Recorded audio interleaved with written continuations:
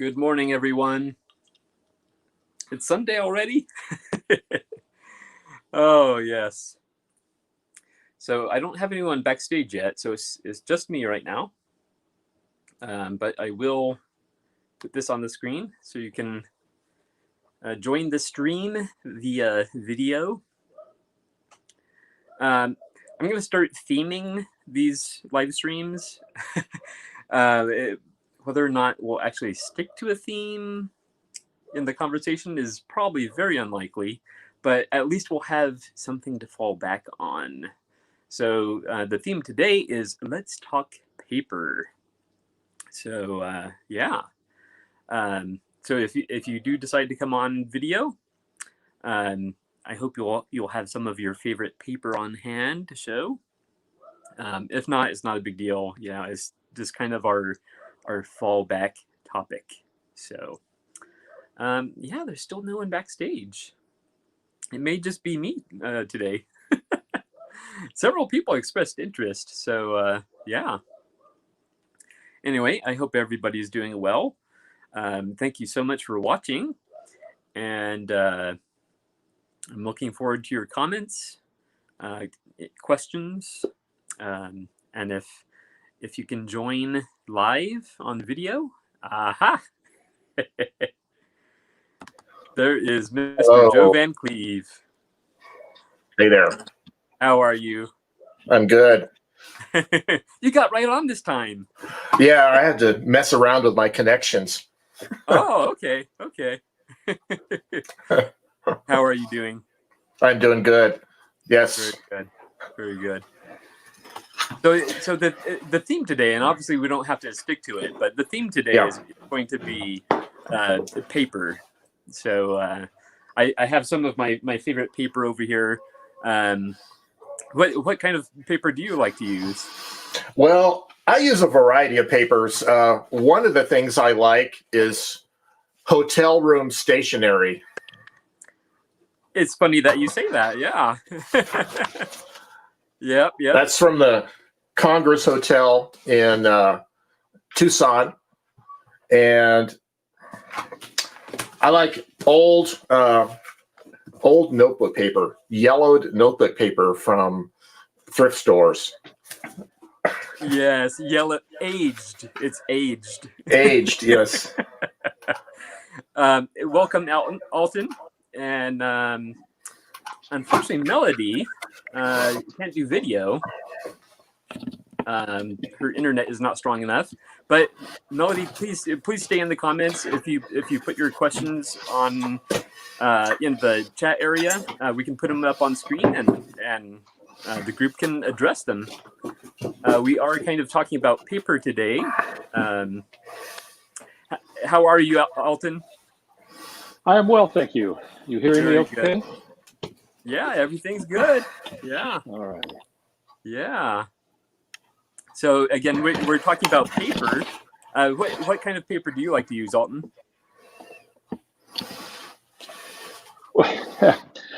Well, I'm rather sophisticated, so I usually go with the copy paper or the printer paper, inkjet paper. Yeah, for writing. Well, yeah. I've used a few others too, especially experimenting with typewriter that might have a less than desirable platen. Using some as backing sheets and that kind of thing. So, yes, very good.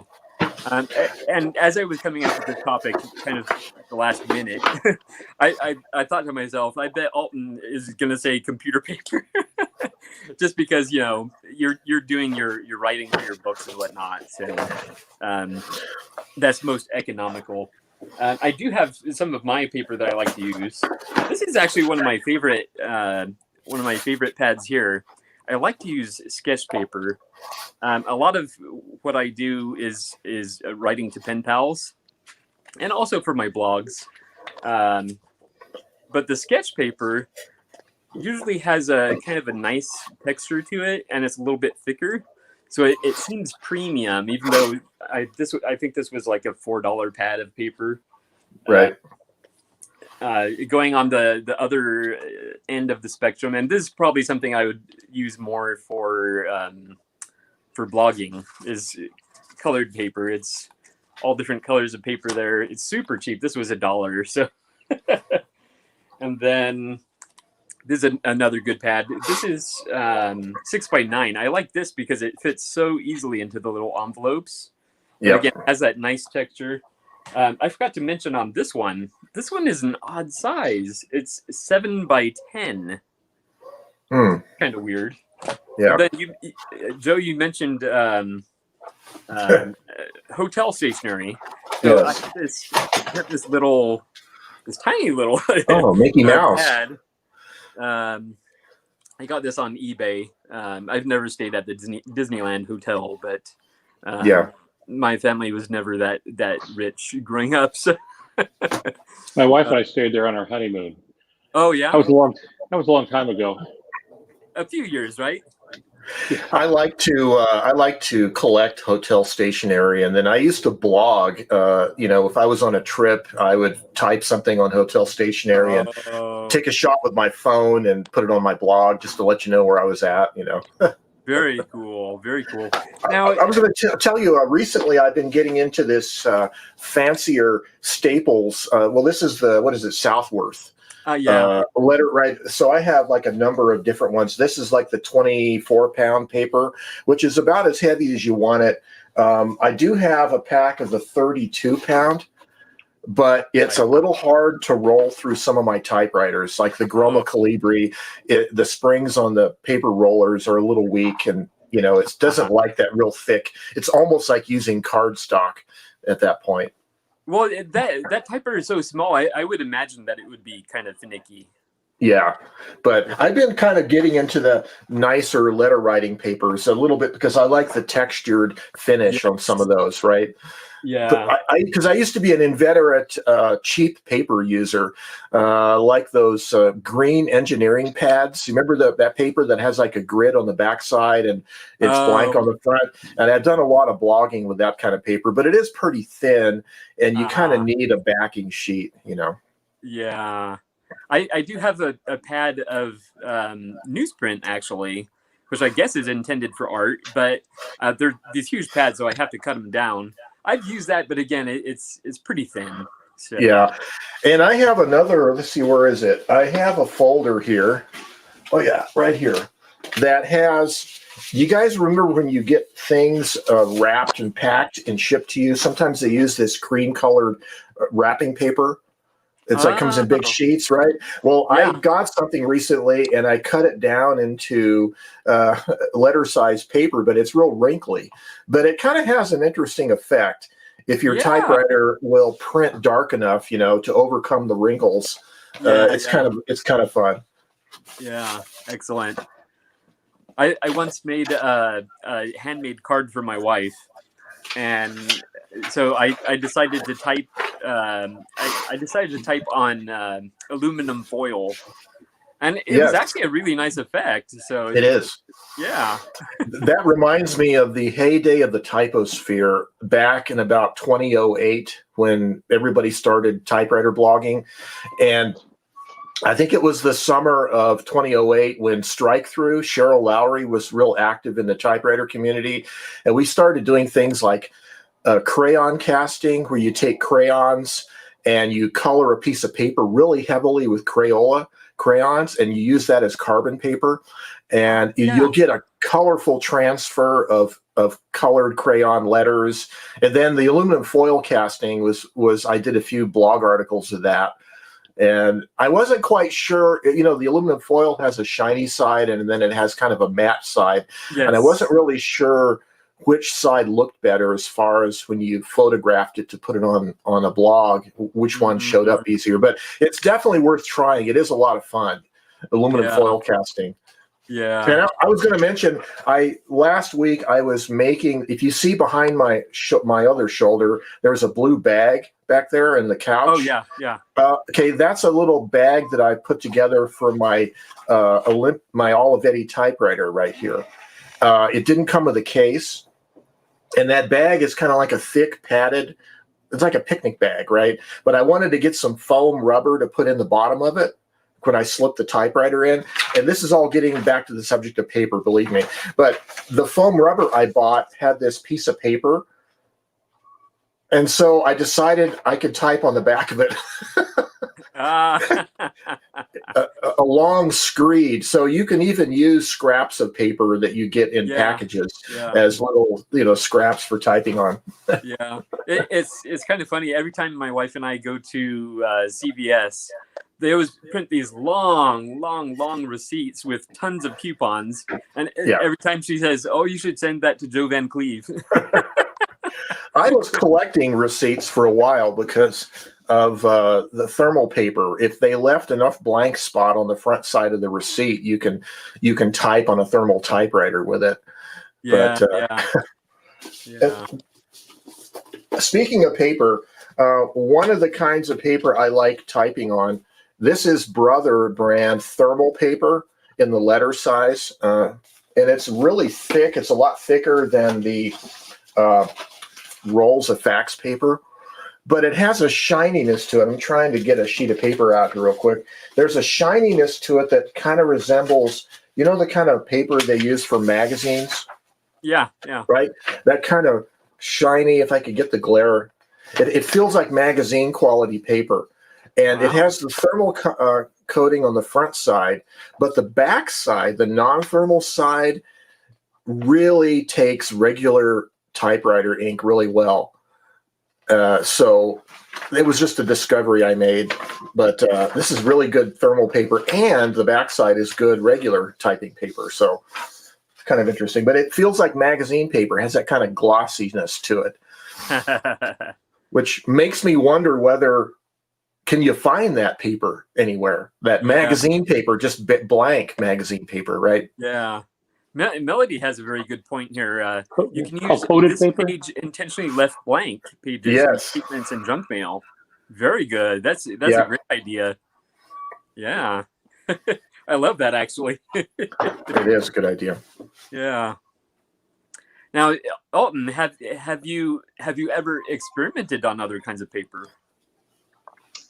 I have a drawer full of different kinds of papers, different stationery, the kind of stuff. You make your own brochures and print them on inkjet printers and stuff.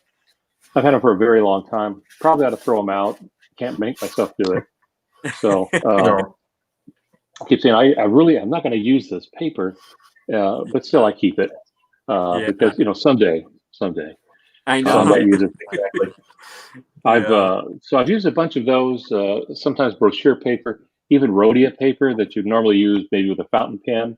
Yes. Yeah, the ink would take on that kind of paper because it's a nice quality paper. But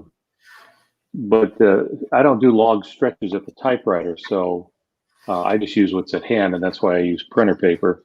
I do all my writing on computer just because that's the way it is these days. So yeah. I was going to ask you how big of a role do the typewriters play in your writing? Very little. Okay. When you're a professional writer, you have to do everything electronically now. There was a time when I first started that you could use a computer, which you wanted to do, but you would have to print it out and then mail the manuscript in. And so you'd have 400 pages of stuff to mail in. So you'd be getting boxes and sending them off that way. Yeah. And then finally publishing, which is usually behind a curve technologically. Printers are not the printers they use, but the other stuff. And they finally got to the point where they thought, well, maybe you could email it to us. And we started doing that. And that's about the only way you can do it now. They don't want you to send a full manuscript. I've been in acquisitions editors' offices that were just filled with piles and piles of manuscripts. And one of my favorite editors, I was in his, and I thought, if there were ever an earthquake, we'd never find this guy. He'd be buried. There's so much paper around. So it doesn't play that big a role. What I will do at times, if I'm stuck or I'm just playing with an idea, I'll sit down at a typewriter and I'll just start typing it. It's a different feel. And I'm one of those who believes the way you write stuff down, whether it be pen, pencil, or whether you're painting or whatever you're doing the kind of stuff, the photography stuff like Joe does and stuff, that activates a different part of the brain. So sitting down at the typewriter and typing a scene out, beginning of a scene, and I have a bunch of those laying around, I will do that. It'll get the scene started, and then I go back and retype it into the computer finish it up. Okay. And I enjoy that quite a bit because it's a very different feel. Yes. Yes. Yeah. Typing with typewriters is definitely a much different pace. I'm discovering that with some of my more finicky typewriters, I have to do and Joe has talked about this recently. You have to Yeah. do kind of a steady pace, whereas with a computer, you just Yeah. Yeah. I notice it. I think it activates a different part of the brain, like Alton was alluding to. Yes. There was a time when I was troubleshooting my Smith Corona Silent Super for this intermittent skipping problem, and I started typing on a roll of paper without any spaces between the words, so I could tell if it skipped, right, real easy. Mm. And I was just putting down literally feet of just random nonsense, and it got really creative because I was sort of channeling some subconscious part of my mind. You're just trying to fill up paper to test the typewriter, so you sort of go in and out of like the quick brown fox, and you go up through all kinds of variations on the lazy dog sitting on the porch, and the redneck guy and all that, and and then pretty soon there's then some interesting stuff starts to come out through that kind of. So I find the typewriter is really good, like at the early stages of the writing process. It's something about, there's some different part of the mind that your fingers in connection with the keys activate. And I'm interested that it's good to know that Alton finds there's a certain creative thing there, early on in the process that works. Yes. Yes. I spent 10 years in architecture, and one of the things I noticed, especially when I was working for a larger architecture firm, is that none of the people producing working drawings, none of the designers could talk without a pencil in their hand. More than once I'd see somebody come by and they'd be looking at a roof plan, and we used to call it SCRAP, SCRAP, Subconscious Regional Awareness Process, which is just totally made up. And it's just a way of, you walk by, you look at somebody's drawing and you go, something's wrong. They'll say, what? I have no idea. But there's something wrong. And so you sit down with them until you figure it out. But the subconscious could recognize it. Right. But I would also notice people would come in to talk to somebody. They go, what you need to do is, and then they reach over and grab a pencil. And once they had the pencil, then the brain would engage. Which, it was a fascinating thing to observe. Yep. Interesting. Human psychology. Yeah. Well, I think that's the way it is with typewriters. I think that's the way it is with fountain pens. Yep.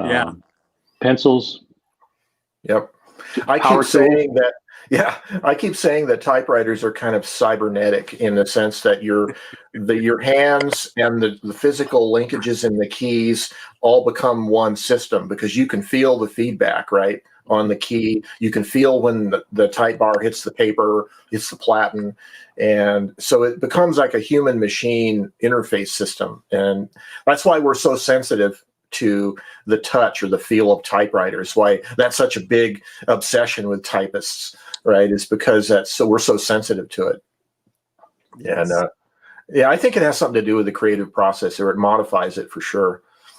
And they say, handwriting, right, is a better way of learning, like taking notes by hand in a classroom environment will activate a different part of your brain than just taking notes on a keyboard.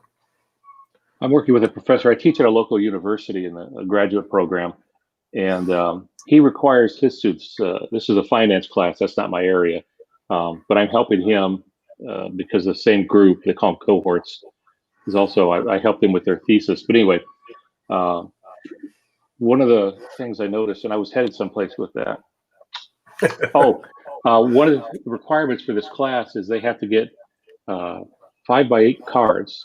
And as they go through the book, there are certain areas that he's marked out. They have to find key points in those areas, and they have to handwrite them. He won't accept anything that's typewritten or anything like that. It has to be handwritten, because there's a 20% improvement in memory when you handwrite something. And he's been doing that for years, and he's had many students come back and say, I now do that for all my classes. That's good. So I think you're right, Joe. There is that connection between handwriting and memory. And if you notice woodworkers too, because Joe, I know you do some woodworking too. Yeah. You get another woodworker in your shop with you, and they look at something. One of the first things they want to do is touch it. Yeah. Yeah, and it's because it activates that part of the brain. So I've got a neighbor who's making this wonderful long table out of it, and I've been giving little bits of advice on it. And it's the first thing I do when I go over there is I want to touch that thing. And what it does, it gets me in the moment. Right. It activates something. Yep, it does. Very good. Wow. Let's see. Now, Joe, I see your new typewriter in the background. Is that right? Yep. So I wanted to show this one. It's a Sperry Rand Remington Streamliner. Oh, yeah. And the camera's not picking it up well, but it's a really nice color. The color's not quite as nice as yours. Yours really pops. But this one's pretty darn good. It's not, it's a very, very basic typewriter. Right. But, is that a made model? I think is it? I can't remember who made those. Was it made in Hall? I know Remington for a while was made in Holland, right? Holland. Okay, made it right. But it uses those different spools. The ribbon spools are a little different, if I remember right. Yeah. Because I had the later Remington 870 that was also made in Holland, and I think it had their different kind of type spools. They were a little smaller diameter, I think, if I remember. Anyway, that's a pretty typewriter, definitely. Yeah. It's funny, the blue typewriters always go, right? Everybody likes the blue typewriter. It doesn't or matter the bright red typewriter. Yeah. Yeah. It could be a piece of junk, but if it's blue or some pretty color, right? It's Yeah. It's blue on a typewriter raises the price $150. That's right. I've noticed. Yeah. It doesn't matter the condition of the typewriter.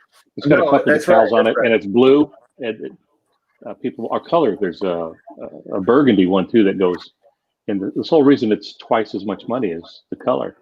Oh yeah. Well, I've fallen victim to that. I bought a Smith Corona. I think it was like a Corsair or something off of the local Craigslist a couple years ago, strictly because it was blue and it was an ultra portable. But it was a piece of junk. It was like basically modeled after the Skywriter design, but it was poorly made, and the whole case, the bottom of the machine was all plastic, so all the sub-assemblies were all screwed into the plastic base, and it just wasn't built to the same standard as an earlier Skywriter. I ended up giving it away or something like that, or selling it to somebody else. But I was lured by the blue color also. Yeah. So is that a pretty good? I talked over you, Joe. Go get. No, I was asking Gregory, is that a pretty good typer? Does it work pretty well? It's pretty snappy, and mechanically it works very well. But I think you mentioned with yours that it's a little bit rattly. Yeah. So you definitely get that effect, which it kind of cheapens the experience a little bit. Yeah. It was a low end typewriter, right. But the color, I love the color, and again, mechanically it works so well that it's like, I mean, how can you fault it? So I like having it in my collection. So, yeah. Go ahead, Alton. You were saying earlier. Oh, I said last week my wife's an enabler when it comes to this typewriter stuff. Yes. And we came across a Smith Corona, and it was plum colored, maroon. And I kept looking at it, but I thought, no, I don't want to pay that much money for it. And I already have that model. I just don't have it that color. And all I would hear as we'd walk through the store is, yeah, but it's maroon. If we ever walked by the store again, I'd hear, it's maroon. Well, if you're wanting to satisfy your significant other when you bring home a typewriter and you're worried that they're going to be concerned about another typewriter in the house, it helps if it's a pretty color. Yeah. So, Gregory, one of the things you can do sometimes with those little typewriters that are kind of noisy or rattly is take the top off, take it apart, and get some adhesive craft felt and stick it in the bottom, all the surfaces inside. Okay. And it'll help to dampen out the sound a little bit. Even under the ribbon cover and underneath the segment, if there's enough room under there. Yeah. One of the things I found useful is to use dish pads for drying dishes. Oh. They're very thin, but they're soft, and sometimes have a material. And I've got several of those hanging around someplace. And I'd lay those down and put the typewriter on it. It absorbs a lot of sound, and it also keeps it from transferring to the table or the desk. Right. Right now, I use the drawer liner. It's that kind of squishy material. Yep. That works pretty good. I use that. I found a gray one, and I liked it so much that I have it stretched out on my desk, and I keep my typewriters right there. So it kind of it looks nice. Yeah. So even typing on sticky pads, right? Sticky notes are kind of fun. We were talking about paper, of course, but it is kind of fun to do that also. If you ever type notes on these. Now, how does that work? Well, you can stick it to a larger sheet of paper, right? And then just roll it into your typewriter and go from there. Yeah. Or the other option is to get this adding machine paper, the 2 1/4 inch, and write haikus on your typewriter. You have the endless Jack Kerouac haiku machine if you go with all of adding machine paper. Or even the not necessarily the thermal receipt paper, but they have the regular receipt paper that is a little bit wider than the adding machine paper. So if your poetry lines are a little bit longer. So that reminds me, if you go to Staples has there's like an art section, arts and crafts section for school supplies, and they sell a 17-inch wide roll of white art paper. Comes in a roll wrapped in plastic. And then if you put that on your miter saw, wrapped in the package, and just cut it in half on the miter saw, you have an 8.5-inch wide roll of paper, two 8.5 wide rolls of paper that are 50 feet long. And that works pretty well and it's that white art paper that's pretty good for typing on, right? So that's a good cheap solution for doing the endless roll of paper. Yeah. And early word processors did that. You didn't have a line space or a page space when you first started out. It was just a continuous thing. And then as they developed, they set it so you could do that. Because you see, I'd have a problem doing that. Getting to the end of the page is a sign of progress for me. It tells me I've done something. But if I've got to type 50 feet of stuff, okay, I'm gonna quit in despair. Because I don't feel like I'm making any progress in that. Yeah. I measure the progress by whether the roll of paper, when it rolls off the back of the machine, if it hangs on the floor. If it touches the floor and behind the table, then you have at least 3.5 feet of progress. Yeah, there you go. But I give one of the Japanese tables in where you have to sit on the floor. That's right. Yeah.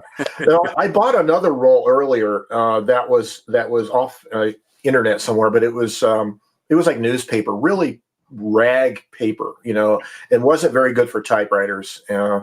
But then earlier than that, when I was first looking for rolls of paper to type on, you go to the hardware store and they sell those 6-inch wide rolls of brown paper for painting, for masking off for painting. And it was like, well, I didn't want to type on brown paper. It's kind of dark and the ink doesn't show up. So I started looking around, and I ended up going to my local auto parts store that had a lot of auto painting supplies, and they had rolls of this 3M paper that was 6 inches wide, white colored. It's like a 700-foot roll, kind of thin paper for masking off cars, for painting. And they had like a roll with the core of it was a little crushed, so they gave me, I think they charged me $5 for a roll of this. It was probably like normally a $15 roll of paper, but it's 700 feet of paper. And it's kind of shiny and thin, so sometimes the ink doesn't stick as dark to it. But that I did a lot of blogging with that early on, like back in the mid to late aughts. I still have that roll of paper somewhere, but I had to make a little holder for it to put behind my typewriter. Yeah. There's an author. I want to say it was either Ray Bradbury or Isaac Asimov. I want to say it was Isaac Asimov. And he lived above a butcher shop, and he would write on butcher paper. Yes. So. I don't know. I assume those come in rolls. Yeah. I have seen architectural draftsmen use butcher paper for laying out stuff. I used to do that. I have a roll of butcher paper, and I just pull it out. I'd maybe lay out the floor plan, and I could draw on it and erase it. And if that's no good, I rip it off, start over. Yeah. And then you put the good paper over it, the vellum over the top, and you trace that onto the vellum, which you can then make blueprints from if necessary. Yeah, so butcher paper has quite a bit of uses. Have you typed on vellum, Alton? Have you tried typing on vellum? I don't think I have. If I have, I've forgotten it. But then again, that's not unusual at my age. So, well, some of the vellum is a little thin, and some of the typewriters have a problem feeding really thin paper in, right? But I'm gonna have to try that. I think vellum. Some of the vellums might take typewriter ink pretty good. I'll have to try it. But then there's Mylar. You remember Mylar film for inking? If you've been a draftsman, right? And it has the toothy side that takes the ink. I don't think it'll take typewriter ink all that well, but it would probably take fountain pen really well. I suspect. Yeah. Interesting. Yeah. And when you were talking about that roll, Joe, were you was it opaque or was it the thin, flimsy like tracing paper? I'm trying to remember your video. Yeah, this was the white automotive masking paper. It was opaque, but it was just a little more on the thin side. Kind of felt like a receipt, a printed receipt, but it wasn't thermal paper. So it was pretty opaque, but kind of thin and crisp feeling, right? Like receipt paper is. And it didn't have enough tooth to take the ink really darkly. It was a real smooth surface. It was obviously designed to repel paint, right, for painting. So, you mentioned that I did try typing on Mylar sheets. You didn't have my 11 Mylar sheets. Yeah. And I tried that mostly because I was using it as a backing paper. And I thought, well, I wonder what happened if I typed on the Mylar. I mean, it's there, so you got to type on it since it's there. Total failure. Yeah. I think it smears, right? It smears, right? It won't even dry, right? Yeah. But so how was the Mylar film for backing paper? That seems like it might be pretty good. Actually, it was good. You know how we get these platens that have lines in them? From where the type slugs slap them over and over and over again, and they create those little lines. I know you can get these things replaced, but when you have 50 of them and you're not going to type on them every day, you don't replace them. No. But so what I would do is I would either use a heavier weight paper behind it. In fact, with some, when I was using maybe a thinner paper, I put in a bottom margin and a top margin. So I just line them up and I could slide through, and I know when I had a 1-inch top and a 1-inch bottom on it. Nice. But the Mylar, again, was too smooth. The Mylar sheets make great backing paper. It's essentially a type of plastic, and it quiets the machine also. Right. Our friend John Monroe, you might know him he lives in Japan. He's a typewriter blogger. He's mentioned some kind of a Japanese product that he uses as a backing paper that's plastic, and it sounds like it's polyester film, Mylar. So I'm going to have to get some Mylar and try that out. Yeah. I actually have some of those, the clear foils for printing on clear plastic. You can put it in an inkjet printer. That kind of stuff is probably polyester film. I'll have to try it, maybe that as a backing sheet. Let's see. Yeah, I have a Royal FPE, one of the big behemoth, and it's a wide carriage. I think a 14-inch carriage. It's a boat anchor. Yeah. Yeah.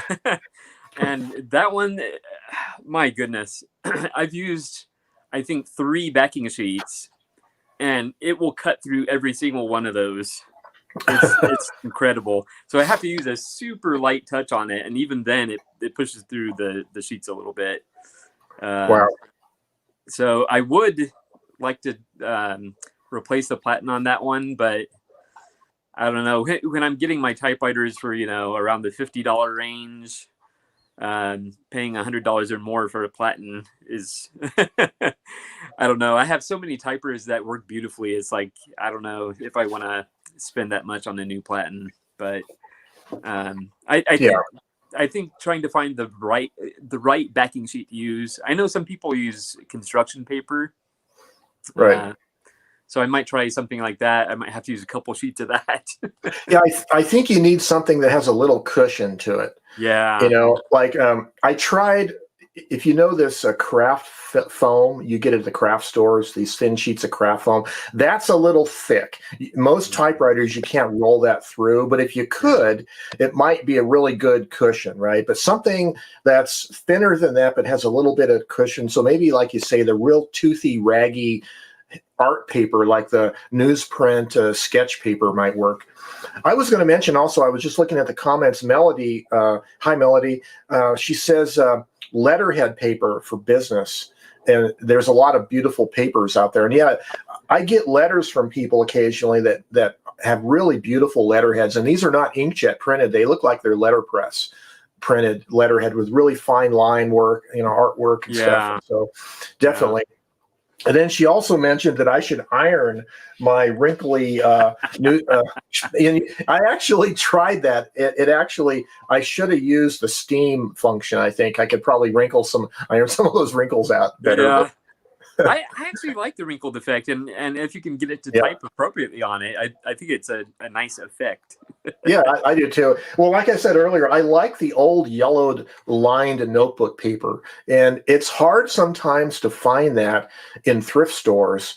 For some reason, around here at least, I just can't find, like, I guess I'm old enough. To me, the 1990s is not old, but I guess people think that's old. But I'm looking for something like the 1970s, so it's really yellowed, you know, and it has a nice effect. But it's hard to find old paper like that. Have you tried artificially aging paper? You know, I thought about maybe using tea or coffee, although the acids in it might make it less than archival. But on the other hand, that's what makes paper yellow, is because it's not archival to begin with. So it's not really a question of archival, right? Yeah. I want archival yellowed paper, and that's not going to happen. Yeah. But well, yeah, I should try it. Yeah. Yeah, they also have those. They're called distressing inks, and if you get the right set, I have a pretty good set of them, and it has everything from a very, very faint yellow that would be for the main body of the paper. Yeah, and then it goes to even the dark, almost, it's like a very dark brown, but almost black. And sometimes I'll do like the very edges of the paper in that, and it's a really nice effect. It takes a little practice though. Interesting. To get it realistic, you know? Yeah. That's interesting. I should try it. Well, so here's the thing with lined paper, right, is most typewriters are going to type 6 lines to the inch vertically, right? And I don't know if college ruled or fine ruled, what we have in the United States here. I don't know which one of those can be where the typewriter lines line up evenly to the grid or to the lines, the rulings. I don't know. But it's one of those things where you're constantly messing with the variable line spacing when you're typing on line paper. At least I am. I try to get in between the lines or something. So yeah. Do you know what the space between sentences are called? It's called leading. Leading, yes. Spacing between letters is kerning. K-E-R-N-I-N-G. It's kerning. Right. Then leading, and it's called leading because when they used to typeset by hand, you put lead strips between. Right. So you'd have a 6-point lead strip. You'd put that, and then you do the next line and another one. And so it's called leading. It's still called leading today. That's interesting. All those old in fact, printing has affected our language quite a bit because we talk about uppercase and lowercase. Right. The reason it's called that is the printers would set type, and all the uppercase pieces of type had the capitals. All the lowercase had the lower ones. So you always know where to go, and it stuck. So capital letters are called uppercase, and the minuscules, as we'd say in language, the minuscules are called lowercase. And it's because, and you go buy these cases, these tables. Yeah, I've seen these cases. But I get one. I've seen these cases for years, and I thought I wanted to make a multi-chamber pinhole camera out of it. You know, you put a piece of paper behind all the compartments and put a piece of masonite with all the pinholes, and you could have like a grid of.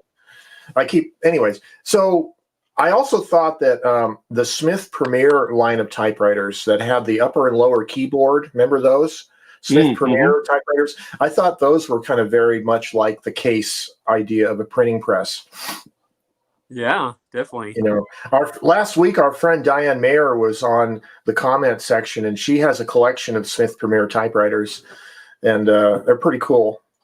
It's a different typing experience when you have to move your hands up to another keyboard to do a capital letter. It's kind of interesting. Now, are they still in the QWERTY order? Yeah. Okay. But I think the letters were not staggered. The keys were in a grid. Yeah, They weren't like alternating, in the middle like the rows do on a modern keyboard. So yeah, interesting. Yep. Yep. Speaking of, I almost bought one.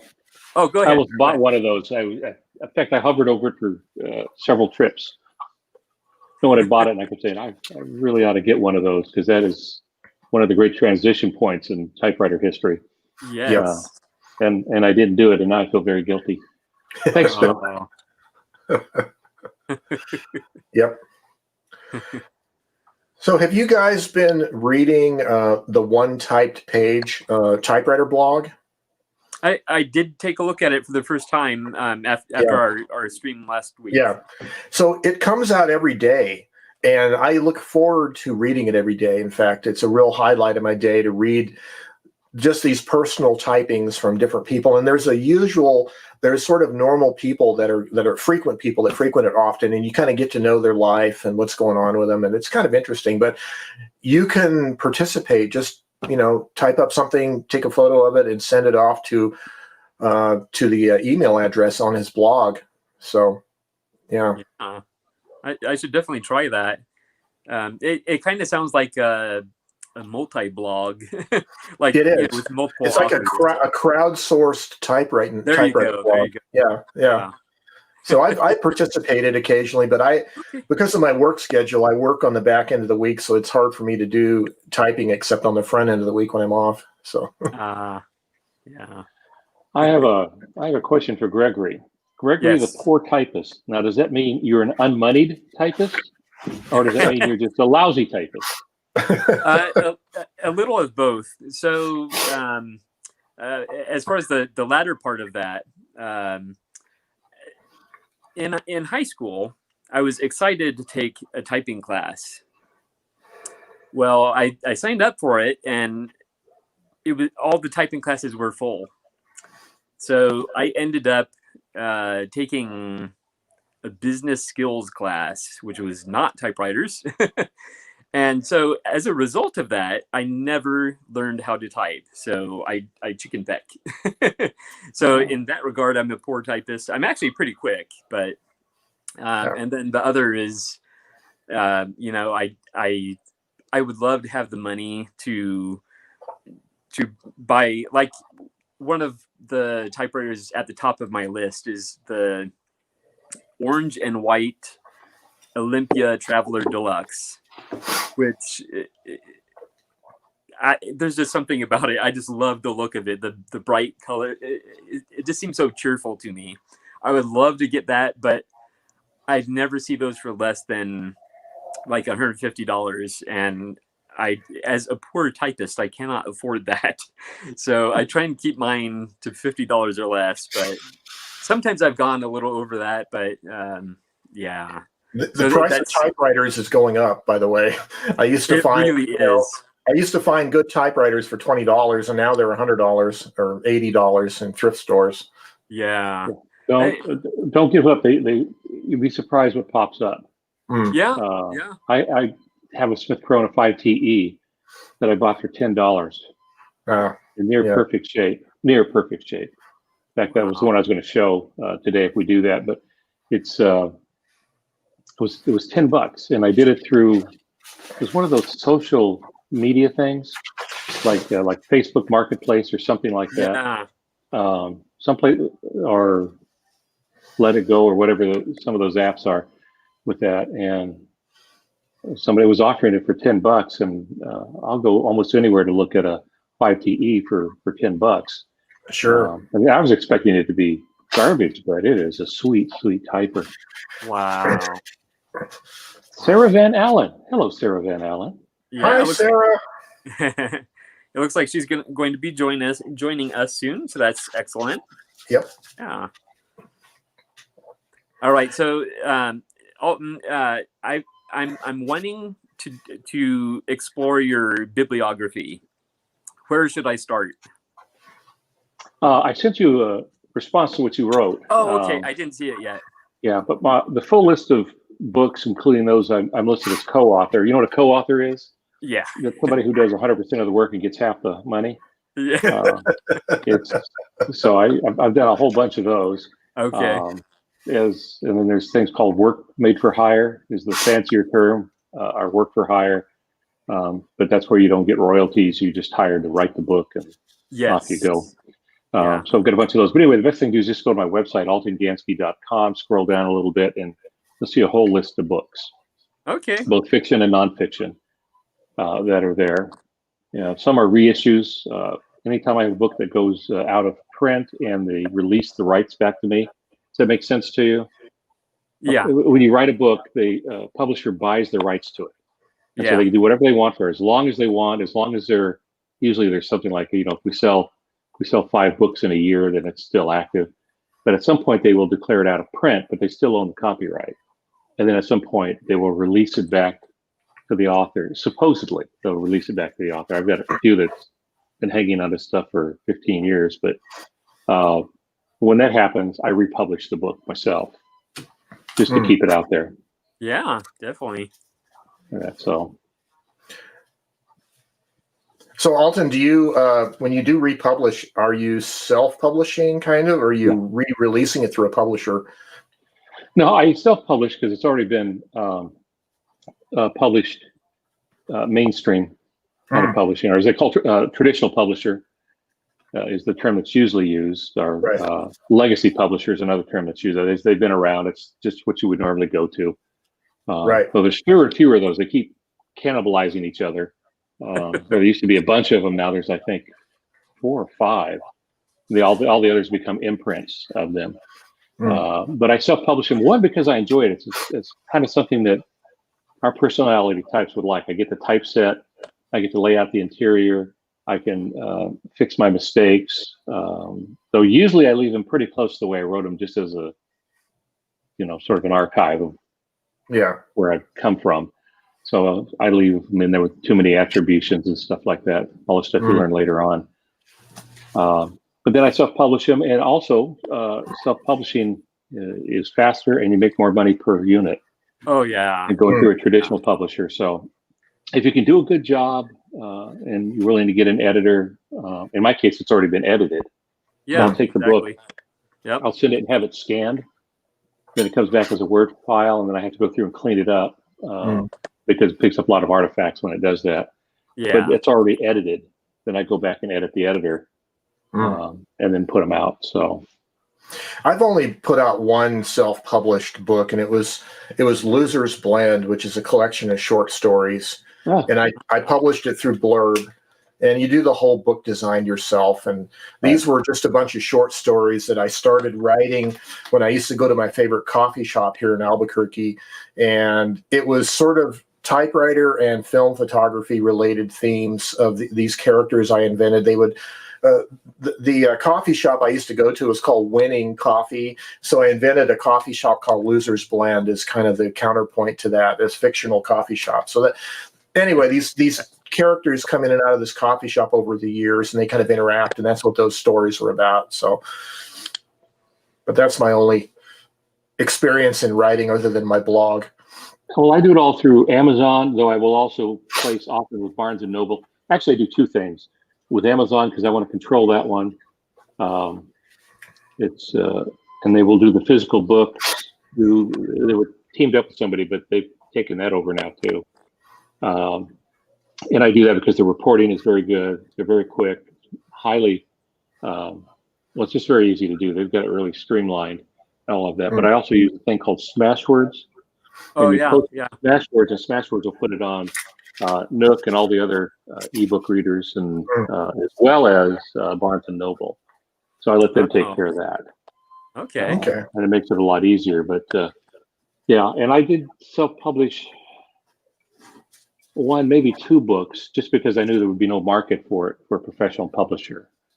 I did a nonfiction book about things that have changed the contemporary church.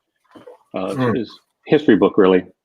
I did one for people, and then I did one for the church. But I did a long chapter on the so-called monkey trial, Scopes trial, 1925.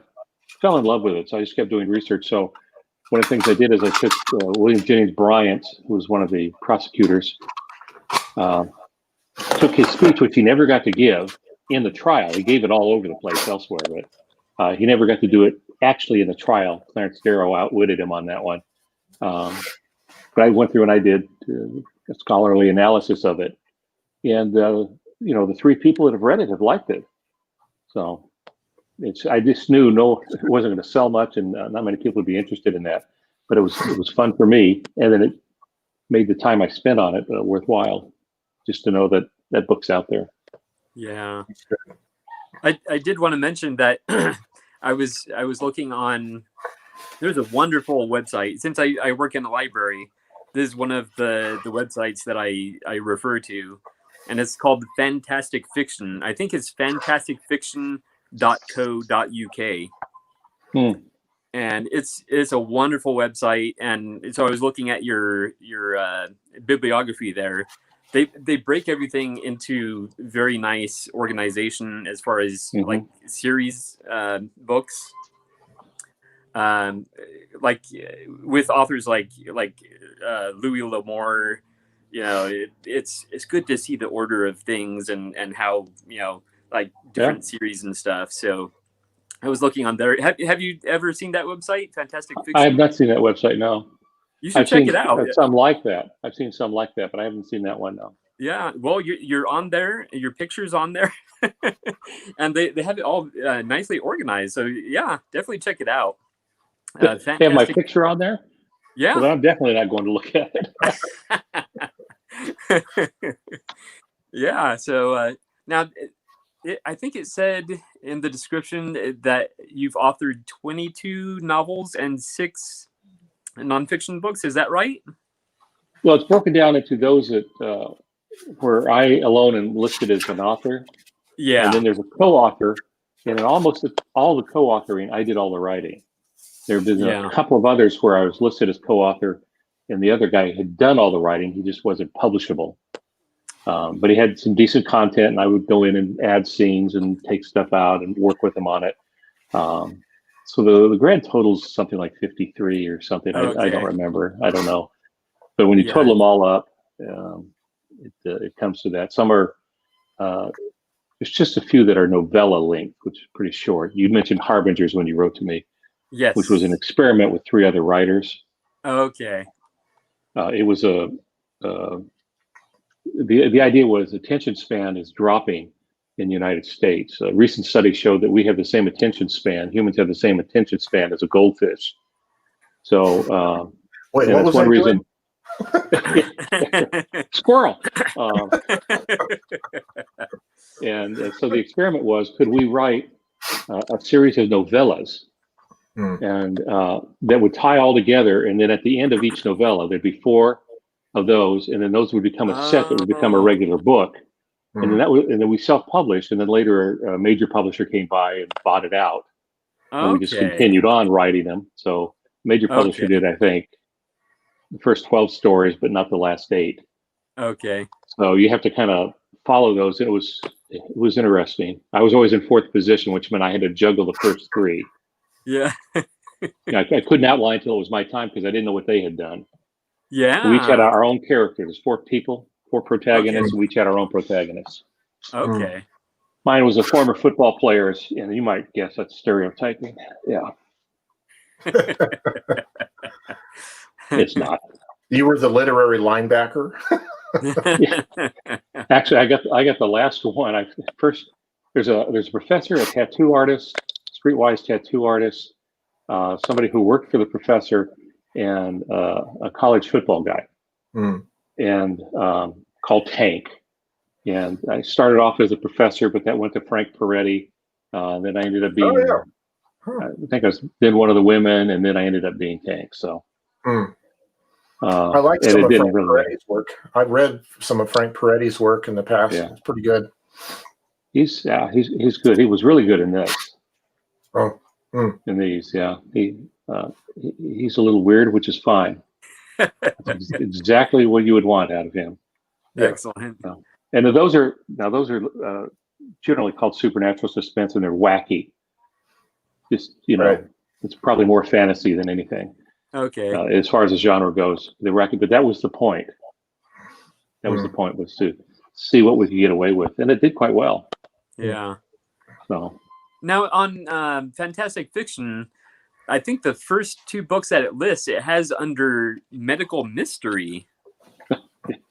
Yeah. You have to understand, people who review books know nothing about writing.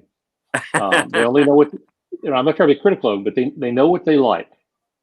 But very few, unlike maybe some movie critics who really do know the business, they don't.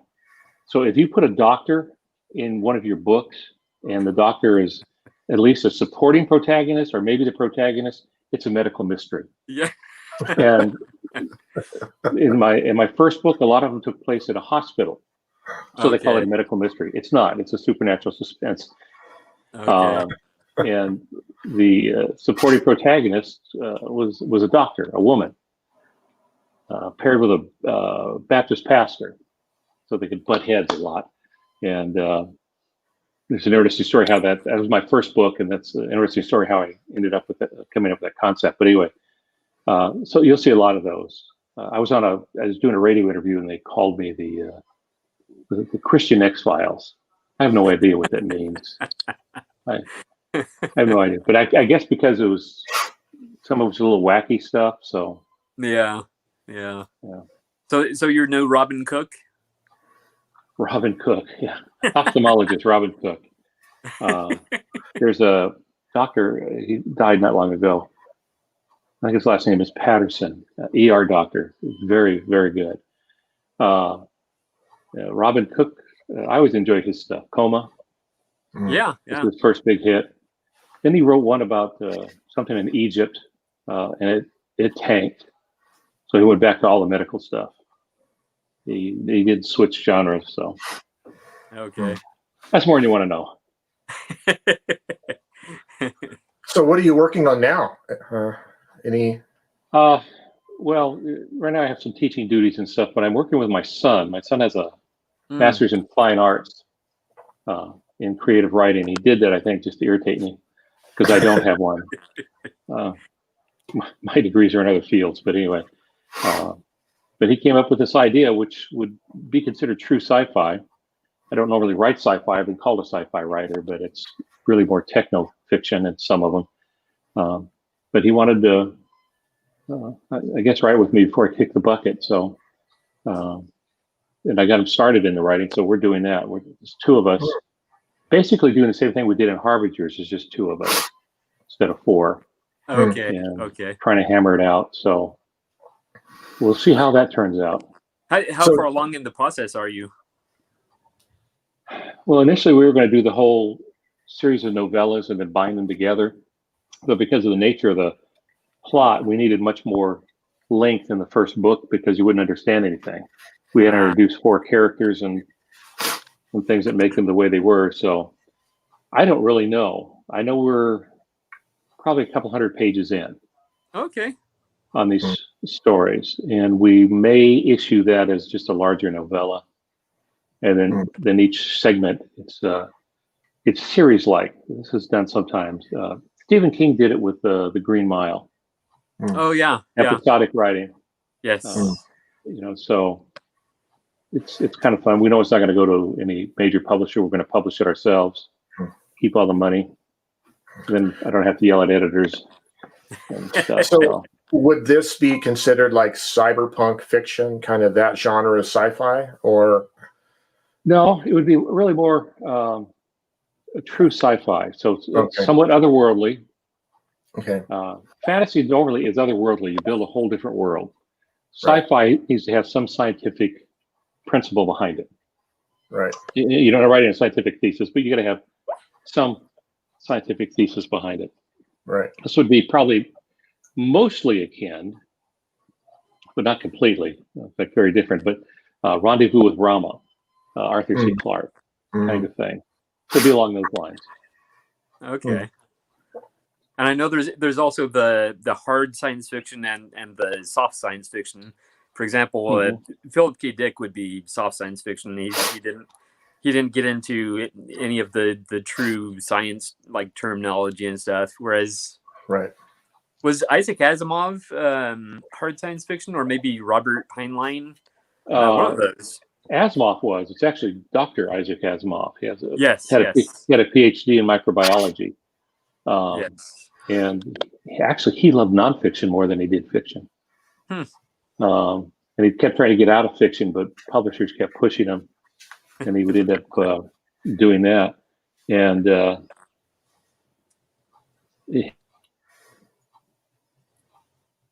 of course, all his early work on transitions, and it was horrible to get him to switch to a computer, especially once he got a Selectric. Yeah, they gave him a Selectric. IBM gave him a Selectric, and he goes, "What am I going to do with that?" His motto was he wouldn't do interviews. He seldom do interviews because he would say, "When would I write?" He wrote 7 days a week, 12 hours a day. Well, he was in some of the IBM ads, right? They had magazine ads with him on his Selectric. He was an odd character, but he extremely fast writer. He would. This is interesting because I know some of you are doing already. He would usually keep 3 projects going at the same time. He had 3 typewriters. Oh wow! Like he kind of lost that when the computer came in, but he had 3 typewriters. And in his office in New York, his office was in his home like mine. But he'd be typing away, he'd be working, and then he got to a spot where he didn't know what to do next, and he would turn his chair and he'd put his hands on the other typewriter and pick up that project. And if he got stuck on that, he'd turn around to the desk behind him and he would start on that project. And then he would just keep going. He'd go as long as he could on one, and then if for some reason he hit a snag or got tired of it, he'd switch to something else. Yeah.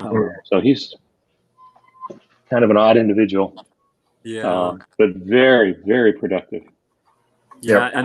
Another productive one is Stephen King, and I think he did a similar thing. Maybe not with 3 typewriters, but I read his book called On Writing, and I think it was in there that he talked about he'd have maybe 10 stories that he was essentially working on, and he'd work on one, and when he hit a dry spell on there, he'd move on to another one, and he churns out the books. Critics don't always like Stephen King. He gets a bad rap because he writes horror. Yeah, but he is a quality writer. I don't always like what he writes, but you cannot fault him or Dean Koontz, for that matter, for their technique and their skill. He's a quality writer, and he's a good one to study. He's the first person, because the language in it is always horrible. It's just it's pure side. It's Navy, Joe. It's all Navy language in there. Yeah. I liked his story. I liked his story, Misery. That was, of course, made into the movie with James Caan. But I always thought it was very symbolic of the writer's life. Being chained to the typewriter, right? Being hobbled to the writing office. That was a fun story. Yeah. So he was the first one I ever realized that used that bad language to define a character. I was reading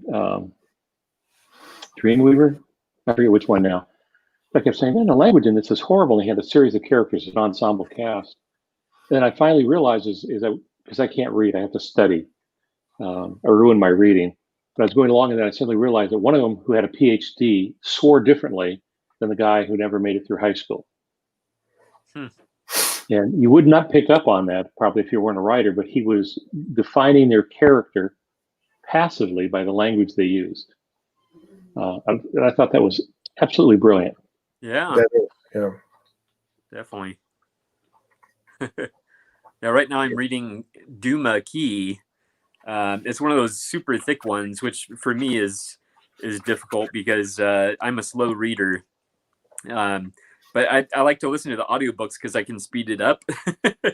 Mm-hmm. So I'm working my way through that one, but it's kind of slow getting into the plot. I'm still not sure where it's going. So,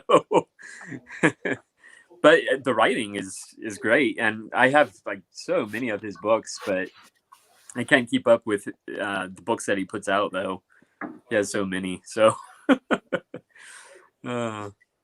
I used to when I was a teenager, I published this little zine, and I wrote to Stephen King, and I asked for an interview, and he replied, and so I got an autograph from him, and he said that he at that time he was trying to keep a low profile, so he politely declined my request for an interview. Well, that's changed. But that's how he started. That's how he started, was writing little stories, and he'd sell the stories as a kid. My favorite story about him, because I've done a lot of work in writers' conferences, is if he was teaching at a writers' conference, you could not come into his class unless you had a rejection notice. If you did not get a rejection letter, you weren't a serious writer. You have to put it out and have it come back. Here X-Files, Chris Carter rejected the teleplay that Stephen King did, I think twice, and then rewrote it. So it doesn't matter how famous you are, how good you are. There's always going to be someone who's going to edit it. Yeah. So, Gregory, I'm going to step out of the meeting just momentarily. I have to make a phone call, but I'll rejoin later on. Okay. Of course. See you guys. Yeah.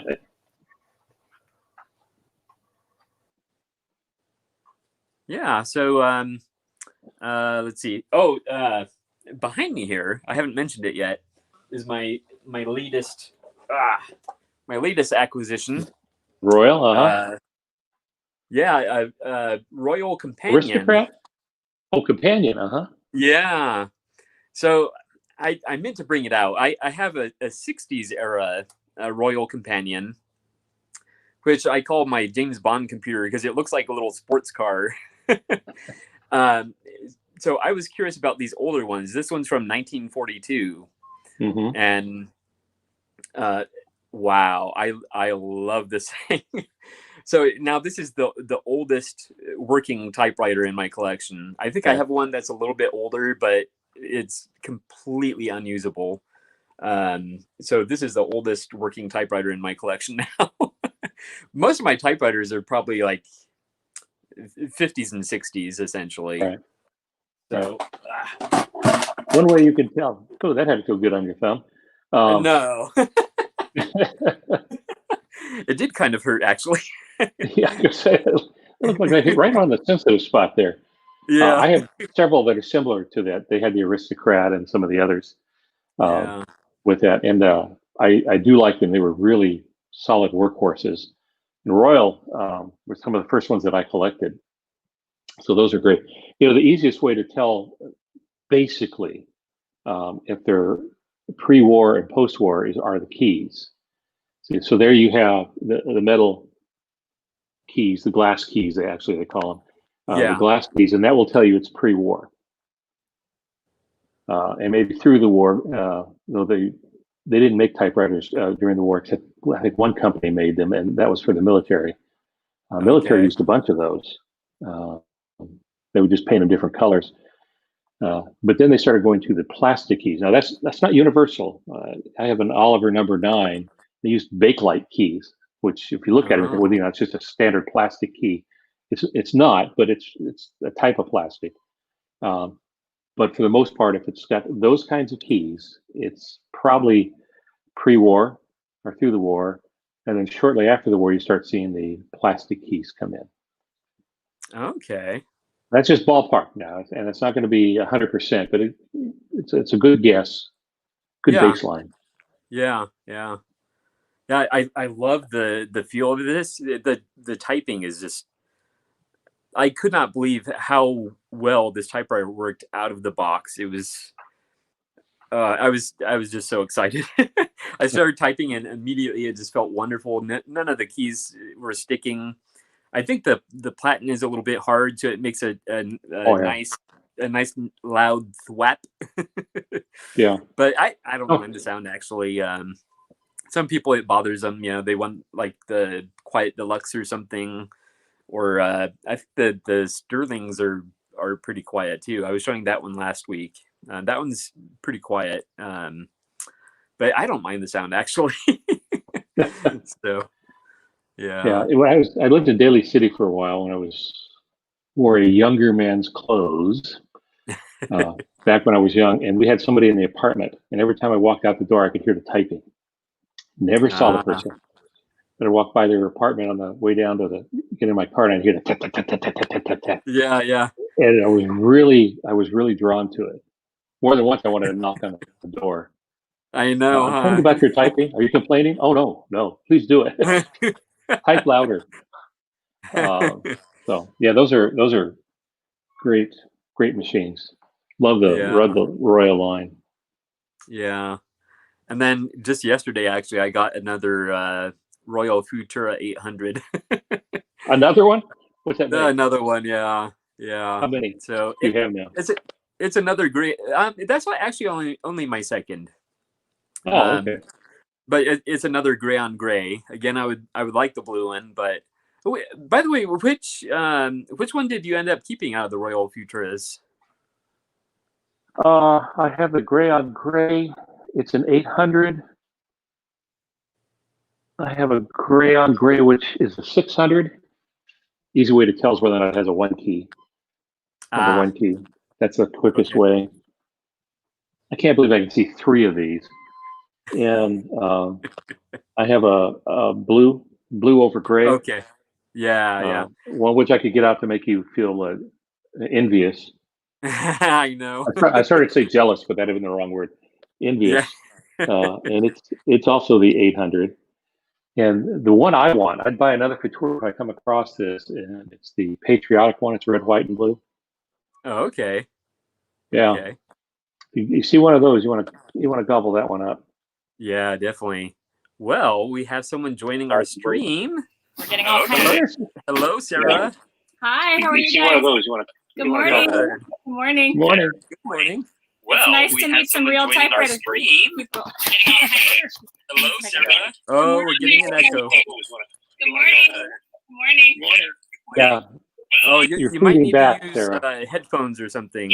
You're getting an echo. I'm getting all kinds of weird feedback. Yeah. Ooh. Yeah. Do you have headphones plugged into your? I have you muted right now. Do you have headphones plugged in? No. Okay. Because we're getting a lot of echo. Yeah.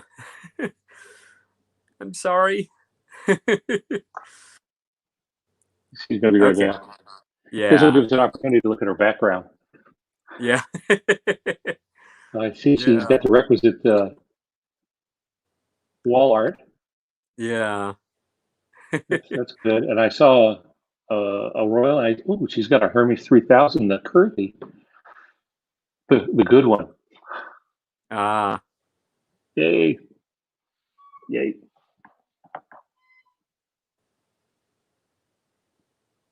I'll give her a moment to get plugged in there.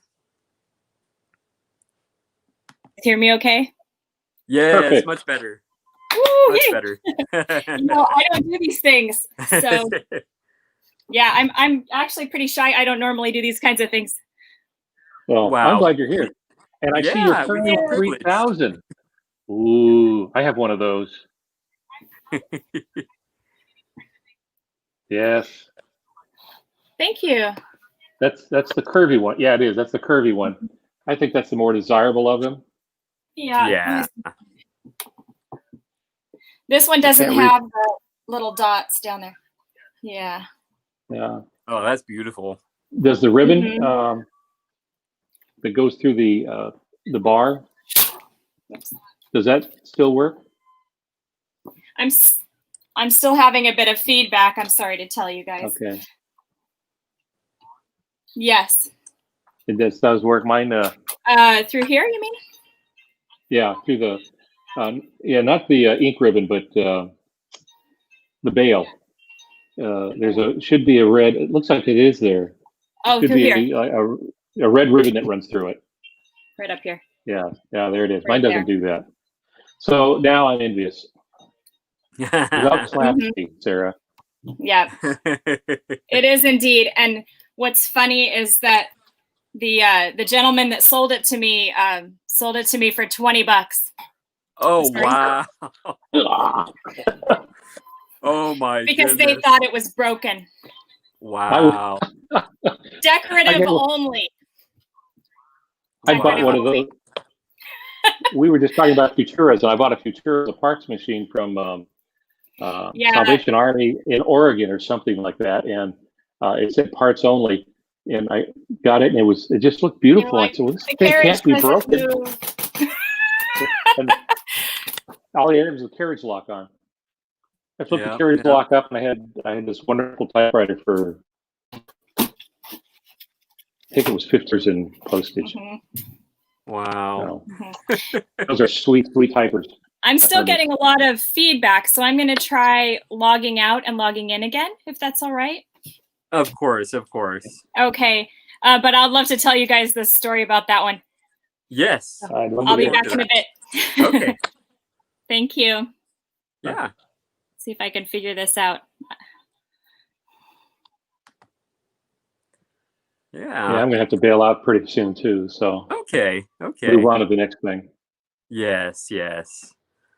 Yeah. Well, I appreciate you being here. And yeah. So, now on Fantastic Fiction, it mentioned that you live in the high desert of Southern California. I used to. About 10 years ago, we moved to Central California. Near Fresno. Okay. We're in Clovis now. Or as we like to think of it, the Republic of Clovis. I'm in Clovis now. We came up to take care of my wife's parents. Both deceased now, but we moved from the high desert up here. Okay. And so yeah, they're using old information. Okay, yeah, because I'm actually in Riverside. So I was gonna say you're not too far. So I went to school in Riverside for a while. Went to Cal Baptist. Okay. Yeah. Yes. So I lived there for a while. My wife. Is there. Yeah. Oh, great. Yeah. So I remember the smog. Yeah. Ooh, yeah. The smog now is even worse, of course. Is it? Oh man. Oh yeah. Well, with the fires. Oh, because of fires. Yeah. Yeah. It's been horrible up here. In fact, we even had one AQI air quality index over 300, and the label was hazardous. I've never seen that before. Yeah. It was hazardous. Yesterday, everything was back to normal. We went out and had breakfast. You have to sit outside, but it was lovely. But for several days there, it was like living in the corner of purgatory or something. I don't know what it was. Yeah. Well, it looks like Sarah's back. I'm trying to be back. I'm not sure if it's working. Several days there, it was like living in the corner of purgatory. I think you're still getting an echo.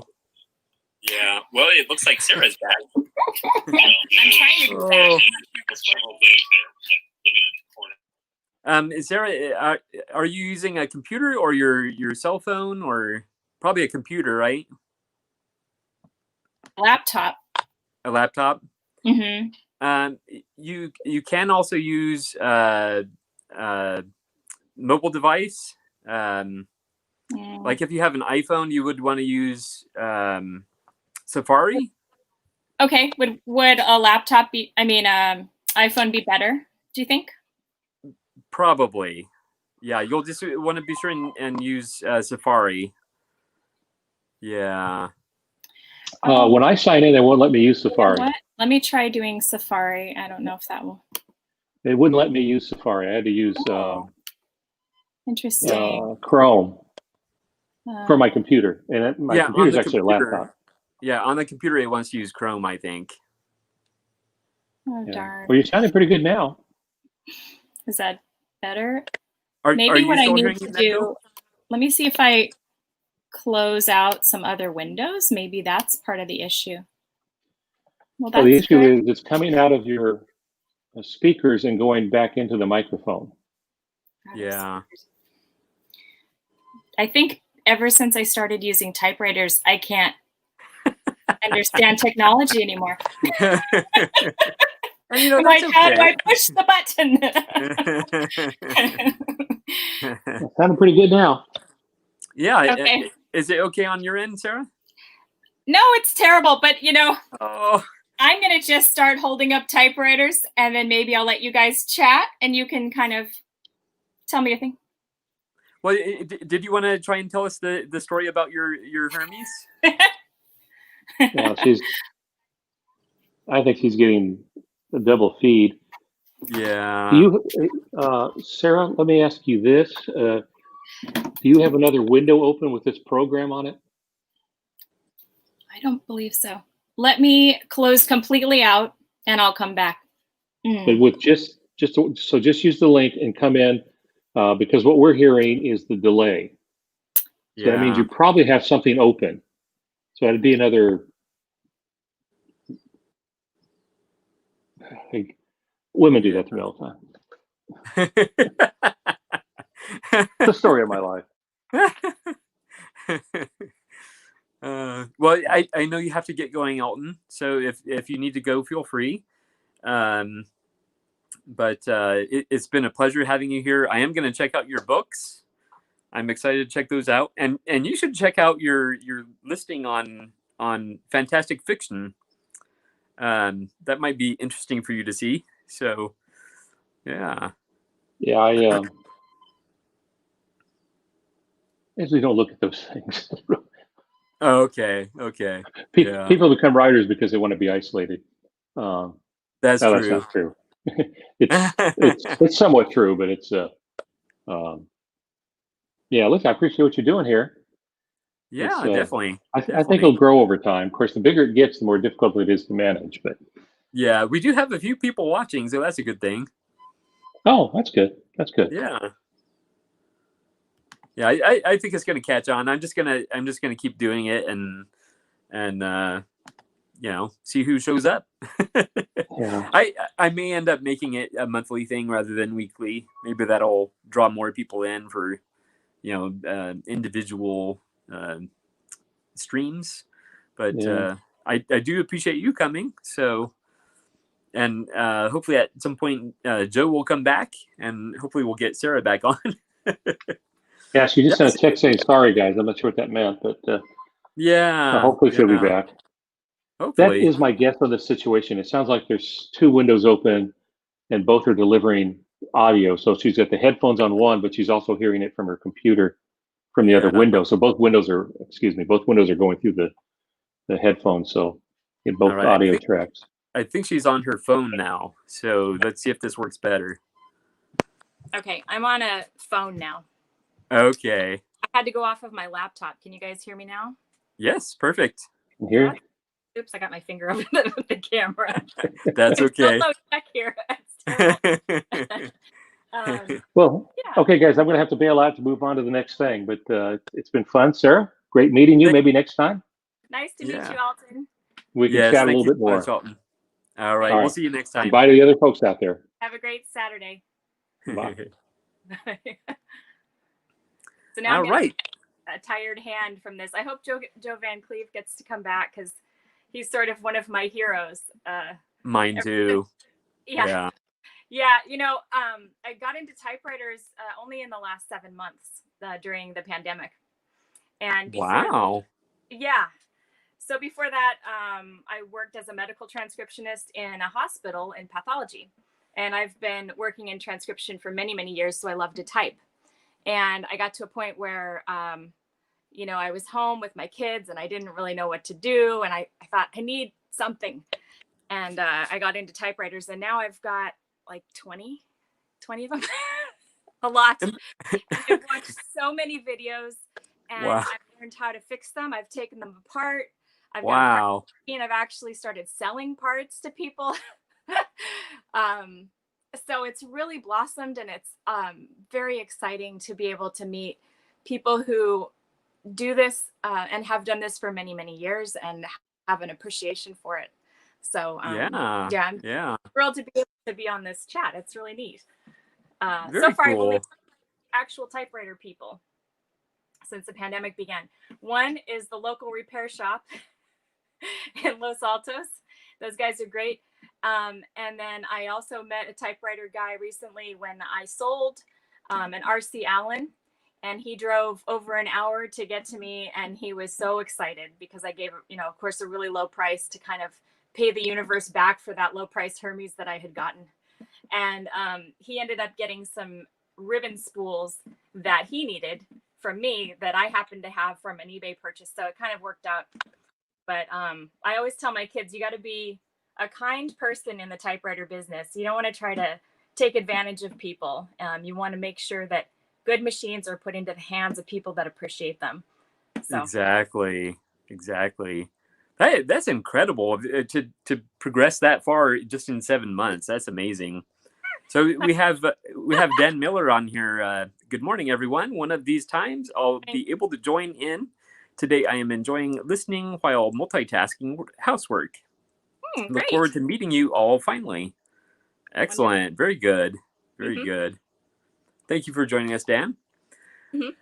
All right. So to manage go ahead. Yeah.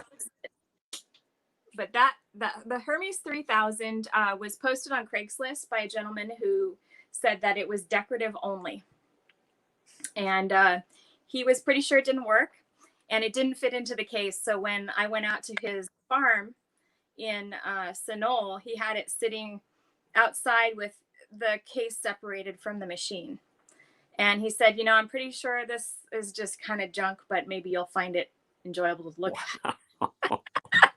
And then I said, do you have any other machines? He said, oh yeah, I've got a Remington and some other things. And so I ended up buying a Remington quiet writer from him and fixing that one up and then selling it. And that person was really happy. But with the Hermes, because there was a lot of smoke and there were fires happening in California, people didn't want to drive all the way out to this gentleman's farm. They were avoiding the fires, especially because the smoke was pretty bad up there.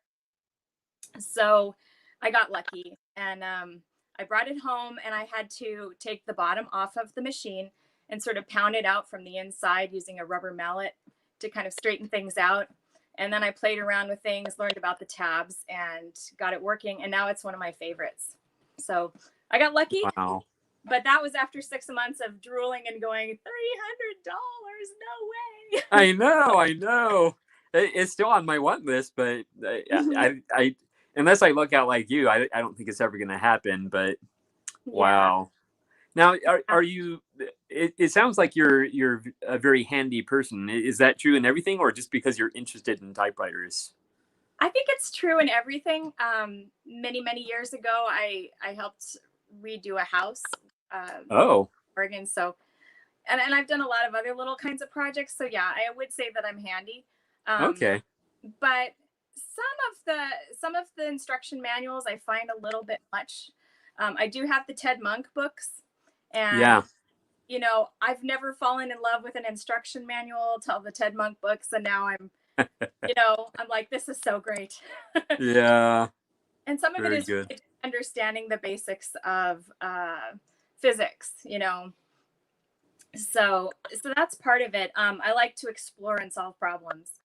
There you go. Yeah. I think like a lot of folks out there, I've had some really frustrating machines that I've worked on that have just bugged me and that I haven't been able to fix. So, there's been a good bit of struggle in the process as well. Yeah, I have a Royal Standard. I forget what model it is. I want to say it's an FP, one of the big standards. And it had a few minor problems, but the more I worked on it, the more problems appeared.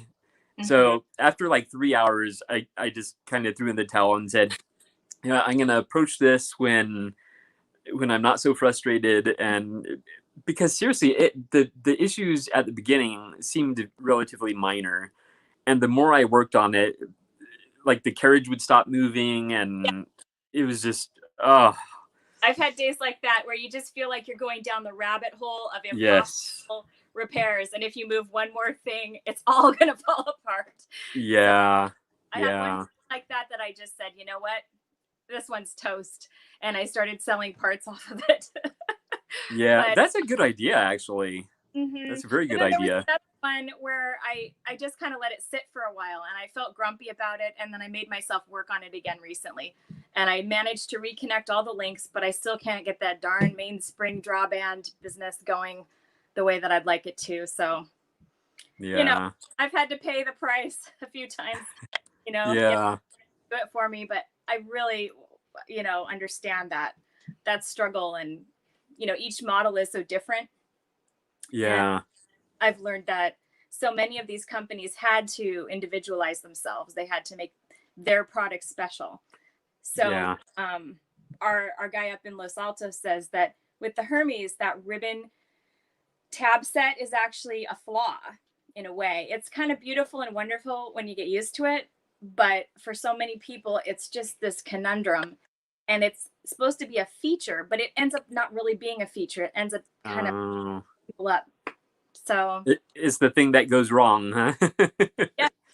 Yes, Yeah. because it make you feel like you're completely dead in the water, and you'll think, why isn't this working?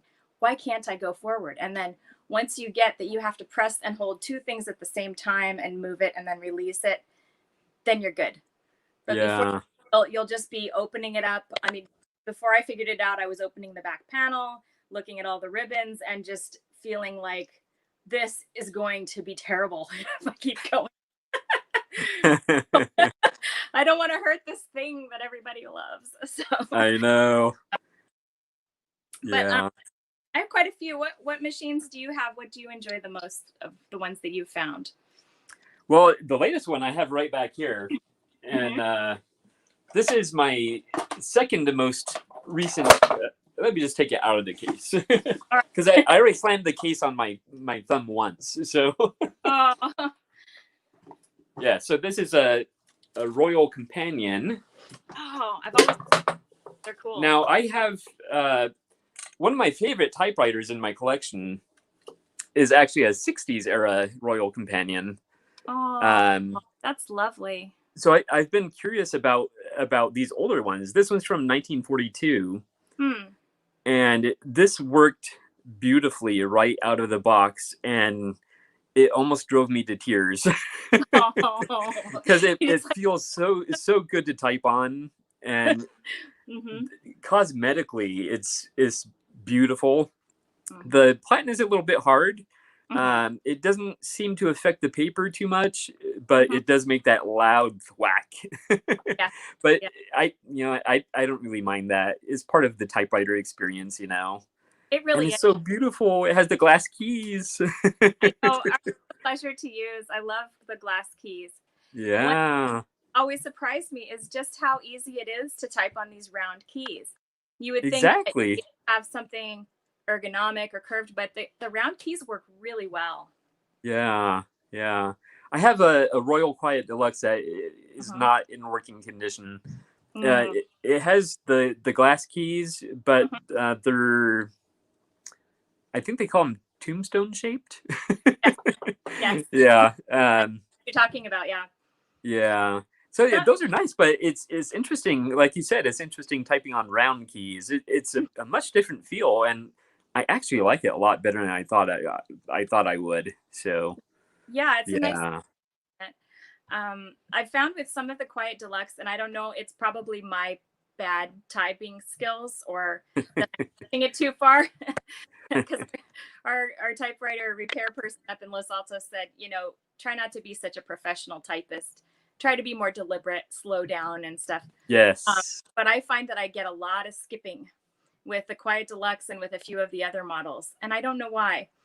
My daughter has this wonderful turquoise Quiet Deluxe that we just love. She commandeered it. It was mine, but but it's basically hers now. And it skips like crazy for me. And I've heard people say this. Do you find that happens with yours, or? Yeah. That one, and then also the Royal Futura 800. So the Royal Futura 800 had been probably my favorite typewriter in my collection. They're so But cool. I love the colors. yeah, Those. I don't have but one. They're kind of like a small Quiet Deluxe, right? More compact. yeah, Hmm. but as I was typing, I do like a lot of like letter writing and blog posts. And Hmm. as I was typing, the more I would type, the more it would skip. Hmm. And just recently, Joe Van Cleve had a video where he was talking about slowing down and typing deliberately to avoid skipping issues. And I Yes. tried that, and it worked. Wow. When I slow down and type deliberately, and at a somewhat steady pace, Hmm. there was no skipping. So Isn't that? I think that that's very good advice, and kind of, one of the things I'm learning is that there is this sort of meditative process. I like how Joe talks about typewriting philosophically, and he says that there really is no perfection because they exist in the material world. I think that's just so cool and so true. yes, yes, Yeah.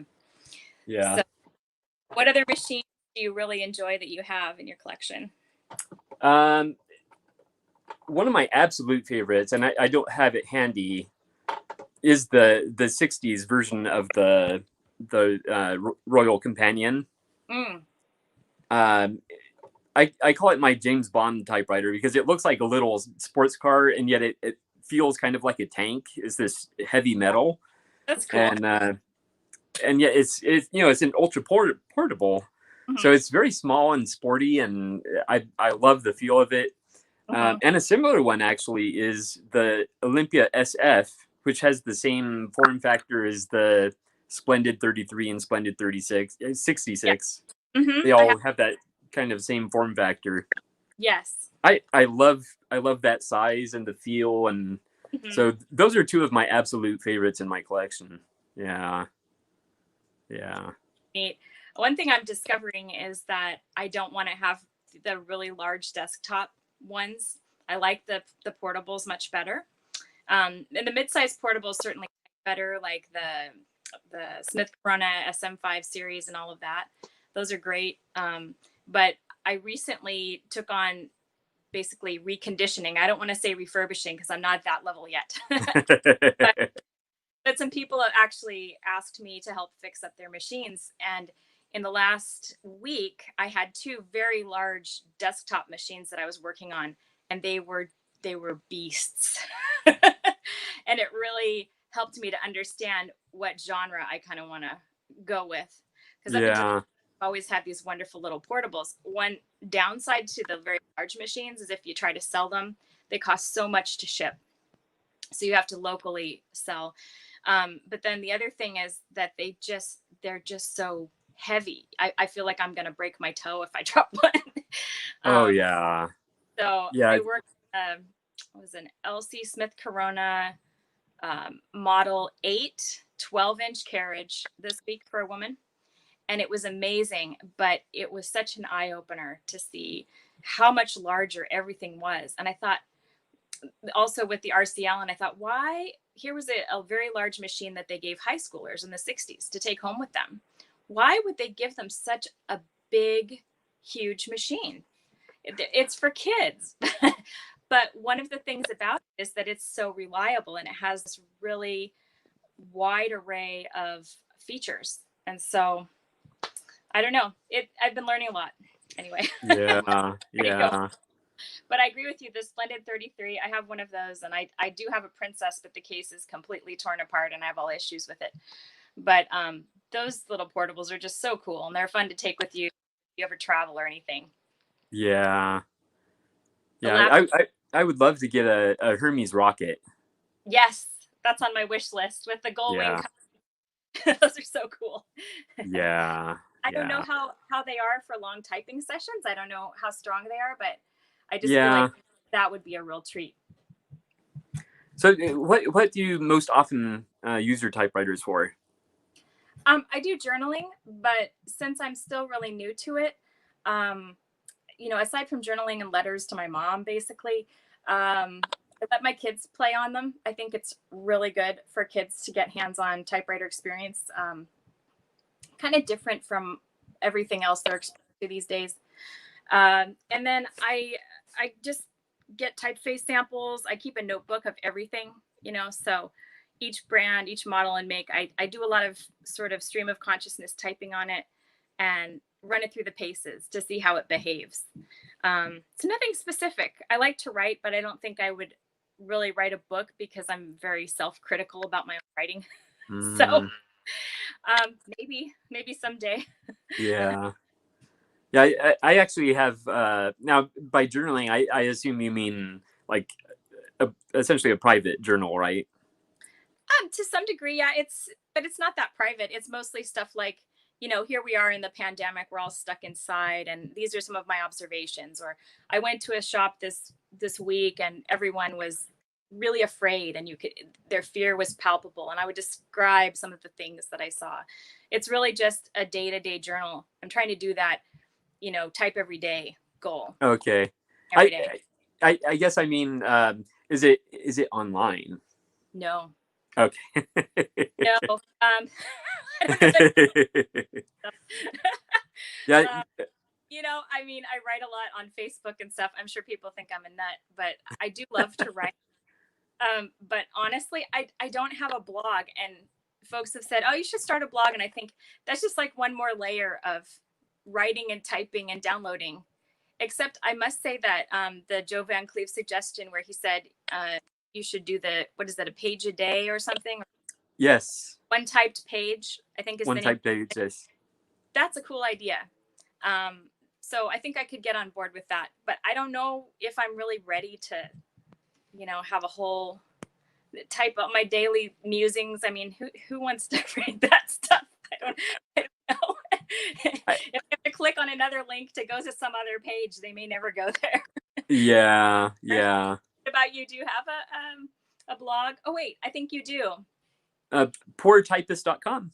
Yes, yep. I saw that this morning. That's actually great. I love it because it's got the writers and stuff. So yeah, I mean, I do read other people's blogs and I enjoy them very much. I just don't know if anybody wants to read my blog. Well, I think one thing about the typewriter blog specifically is not so much about the content, but just seeing the ink on the page, seeing what the typeface looks like and seeing how the person types. And it's almost more like a visual art where the words are a little more secondary, because I'm not really writing anything like mind-blowing. In fact, I'm definitely not writing anything mind-blowing. So shattering revelation. In fact, mostly what I write about is about the typewriter and how it feels and my thoughts on it, and maybe what repairs I need to do, that sort of thing. Occasionally, that's pretty rare. So, like I had a blog post about when we had to put our beloved cat down, and yeah, that was probably the most personal one I've written, but most of them are very, superficial. So, but I like to honor him that way. So, because he would get in my typewriter cases. I think I've posted on the Antique Typewriter group that I love when people post pictures of their cats and their typewriters, or their dogs and their typewriters. It's really wonderful to see that element of home and this natural curiosity. What is this thing? Yeah. And I do have a couple of sleeping dogs next to me, but they're off camera. Oh, that's wonderful. Well, speaking of different typefaces, I don't know if you have the new Richard Pohl book series, but there are a couple of books that just came out. And one thing that I love is that each chapter, or many of the chapters, have different typefaces, and they're all typewritten. Everything is typewritten in these books. Have you seen these? Yes. I think you were talking about the ones where multiple authors submit the books. Right. It's escapements. Yes. And what's a paradigm? Excuse me, paradigm shifts. So yeah, they've got wonderful, something different on each page, and it's really fun because now that I know typewriters, I can look at it and go, oh, that's a such and such, Yeah. And I'm getting to a point where kind of one of my goals was to be able to look at a case or look at the outside of a machine and be able to call it, you know. Yeah, yeah. Yeah. Yeah, I have the first two, but he came out with a third one just recently. Yes, yes. Yeah. So read them yet, but I just got them this week and I'm excited to see them. But yeah, I think what you're saying about having those different styles demonstrated is really, really cool. Yeah. I try and change things up using different paper as well. Like I'll sometimes use a small sheet of colored paper, or like my most recent one was on this pad here. It's Oh, Disneyland Hotel stationery. I remember you posted this. This was so cool. I Yeah, was zooming in to try to look at that Mickey illustration because I couldn't. yeah, It was like something that they would have put in the old days because his eyes are sort of blacked out, and so I thought, yeah. you know, is it like some sort of a dark thing that they're saying about Mickey? Well, it's a well, it says Original? a latex Mickey Mouse figure from 1934. So it's the classic Mickey Mouse. Mhm. But he does have kind of a strange look to him. Yeah, but I like it, and I found it on. I've never stayed at Disneyland Hotel, but I found it on eBay. So I think I got 2 little pads of it. So I finally got around to using it for a typewriter blog. So Really fun. I love it. yeah. Now, is there a specific paper you like to type on? I like all different kinds. Okay. There's a woman who makes cotton paper that's very, very pulpy that I have picked up some of her stationery from eBay, and I love it because it just really absorbs that print. Um, but they're all different kinds. My mom likes to use origami paper. Um, Ooh. yeah, Now, is that thin or thick paper? I don't know. it's on the thin side, but what's really Okay. there are these patterns, and also scrapbooking paper is wonderful. So you can really just play around with it and see how different type faces look on paper on different types. Yeah. That's super fun. Yeah. Yeah, and then of course, silk ribbons. I'm really into the whole ribbon debate, but like the nylon ribbons, I think are kind of puny. They're not so good for me. And then I like either the cotton or the silk because it absorbs that ink, nice dark imprint. So Yeah. switching one of the first things I do. Yeah. Yeah. I fairly recently tried the We Are Memory Keepers ribbons. they had them Deal. they had them on sale at Michael's. Okay. And the interesting thing about it is they come in all these crazy colors, They do. like aqua and brown and pink, and Mhm. so I got the brown one. I thought it would look nice for like almost like a vintage look, Definitely.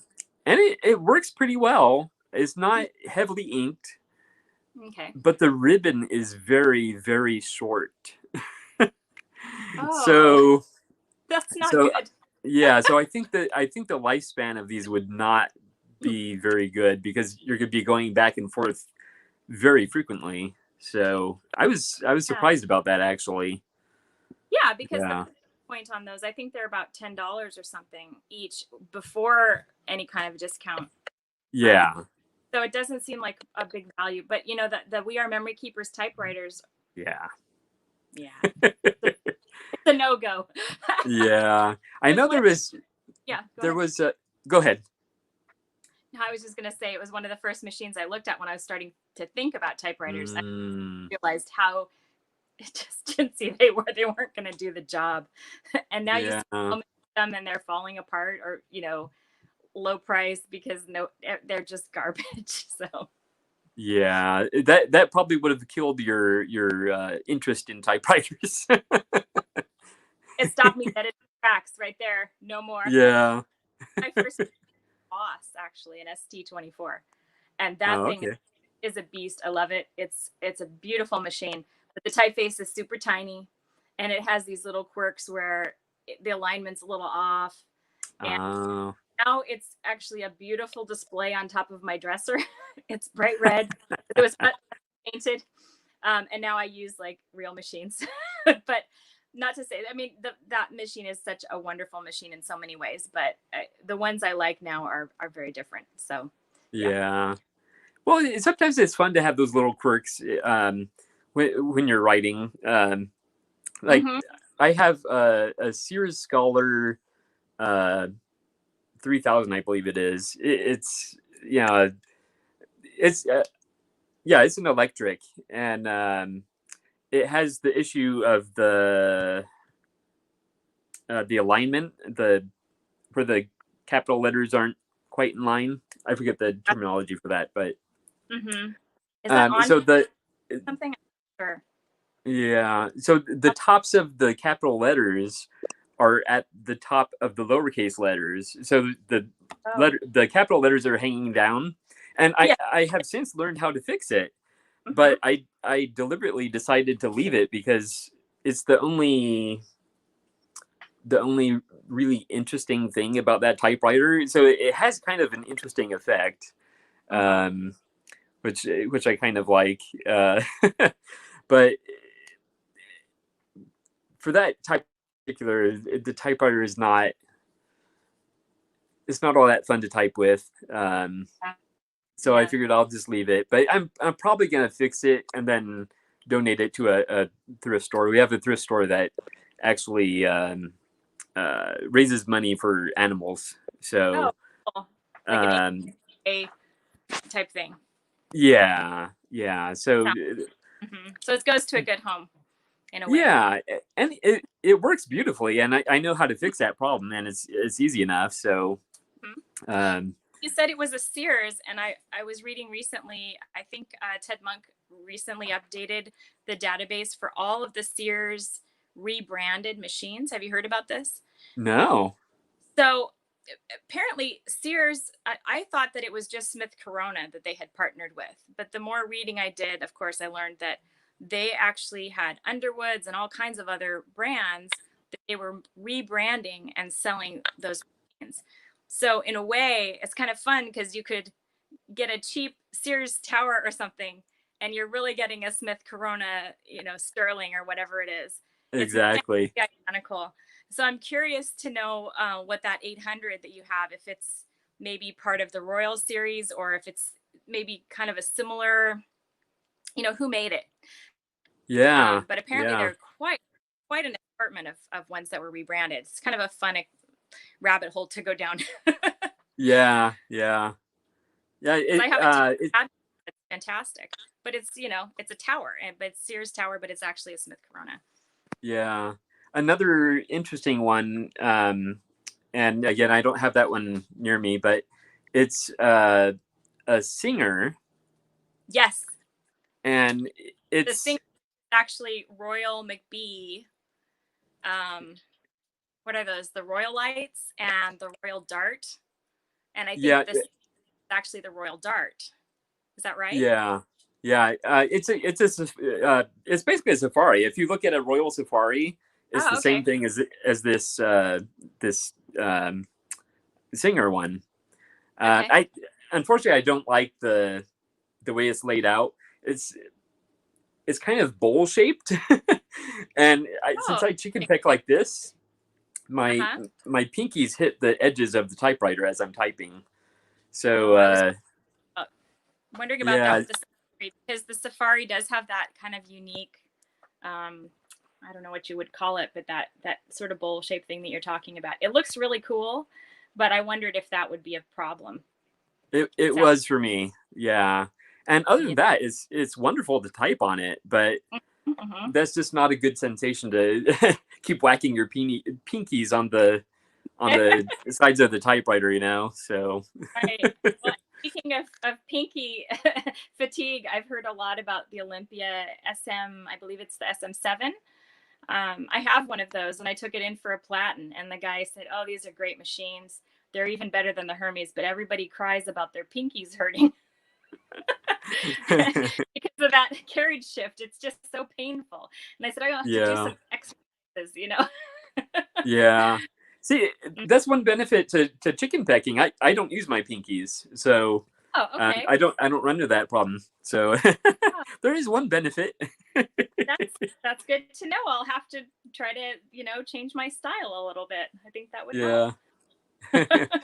I don't know if you were watching when I was talking about how I signed up for typewriter class and it was full. No, Um, I hear that story. yeah, yeah. So I in high school I signed up for typewriting class, and Mhm. the class was full. So I ended up in a business skills class, which was not typewriting, Mm. and as a result of that, I never learned to type. So I became a very fast chicken pecker. Oh, interesting. I've never Yeah. heard, I've heard of people say hunt and peck, but I've never actually heard chicken peck. So that's another another It's fun to say terminology. it. I'll bet. Yeah, I've heard hunt and peck too, but I Yeah. like to say chicken peck. Hmm. That's a good Yeah, workaround. I'm glad we're able to find that. Yeah. yeah, and Go ahead. I know some people use like a hybrid typing where it's part Yes. hunt and peck, and but they're still kind of using the correct They're like halfway zones through the maybe. typing class and they're like, forget this, I'm doing it my own way. Yeah. Yeah. Yeah, I found this cool old book that was for teaching children how to type. It's an antique book called Ted and Polly. Have you heard of this? And No. let me grab it. It's interesting. The pages are trying to fall apart and everything, but it's this. Here we go. I Oh, cannot. that is cool. It's really fun, and it talks about how if you have a child that is 6 years old at least, then typing is for them. They can type. Um, it's really, really fun. It says a child as young as 6 years can use a typewriter for profit and enjoyment. For And then profit. I know, isn't that great? For profit and enjoyment. Preparing the 6 year olds of the world for their future careers. That's Eliminate- wonderful. Yeah. And it has these wonderful, wonderful pictures. I'll see if I can show you this. I'm just not very good with the camera here. But this one says, Wow, that's wonderful. yeah. Can you see that? Ted is a boy, Yeah. Polly is. They have a typewriter. So they give you all these exercises as you go through the book, and it's just amazing to me that these things existed. Apparently there was a big demand. I've noticed a lot of ads where they'll say, get your kid a typewriter, they'll be successful in high school or college. Everybody needs a typewriter, even mom. Very cool. Very Yeah, cool. yeah. Have you used any of the toy typewriters? I have not, but every time I think about them, I think about the Tom Hanks story where he said that when he was writing that chapter in his book, Uncommon Type, and it's about taking that old broken down machine, and I'm sure you know of the story, but he said that was based on a toy typewriter that he had bought and he didn't know. Oh. And I always wonder what was that, what drew him to it, which machine was it, and why did he think it was real? Yeah. Yeah. I'm like, Tom Hanks, was it really a typewriter?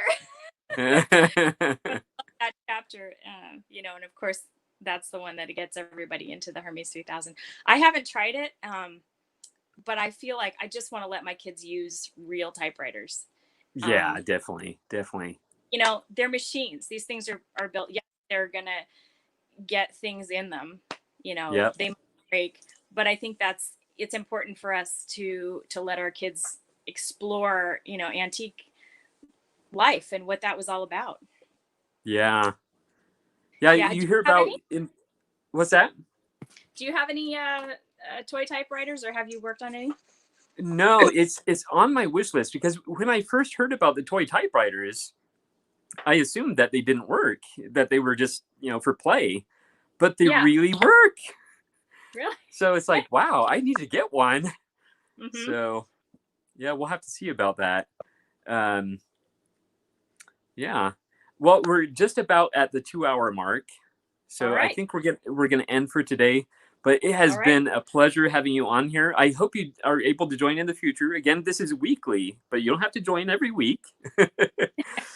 but I'm sure you have a lot more to talk about because you have a lot of typewriters and a lot of experience in a short amount of time. So, yeah, Yeah, I've turned it into my own personal college course. there you go. A crash But course, yeah, definitely. yeah, it's neat. Yeah.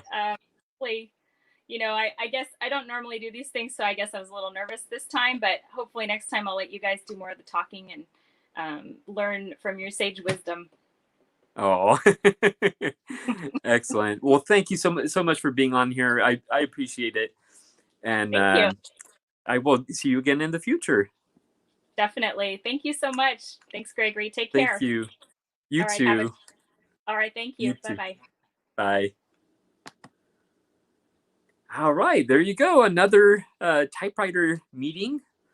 Um, it's fun having a new face on with us and some familiar faces. So yeah, very exciting. Again, I hope more people will join in the future. But if not, we still have a great time. So that's what this is about. So anyway, thank you so much for watching, and I hope you have a good day. And as Joe Van Cleve says, stay creative. All right. Thank you so much for watching, and I will see you next time.